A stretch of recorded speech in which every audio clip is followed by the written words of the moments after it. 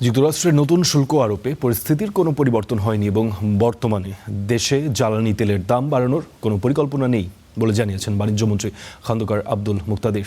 দুপুরে সিলেট সদর উপজেলার চা বাগান এলাকায় চা শ্রমিকদের ফ্রি মেডিকেল ক্যাম্প উদ্বোধন শেষে বাণিজ্যমন্ত্রী এই কথা বলেছেন। যুক্তরাষ্ট্রের নতুন শুল্ক আরোপের বিষয়ে তিনি জানিয়েছেন যে মেয়াদ শেষ হওয়ায় মার্কিন আইন অনুযায়ী পুরনো শুল্কই নতুন নামে বহাল থাকছে। নতুন নামে শুল্ক কার্যকর হলেও বাস্তবে সার্বিক পরিস্থিতিতে কোনো প্রভাব বা পরিবর্তন ঘটেনি।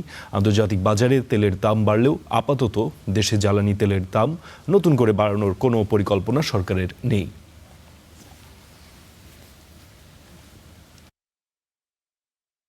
মার্কিন যুক্তরাষ্ট্রের শুক্রবার রাত 12টার পরেও সেই শুল্কই থাকবে, ভিন্ন নামে থাকবে।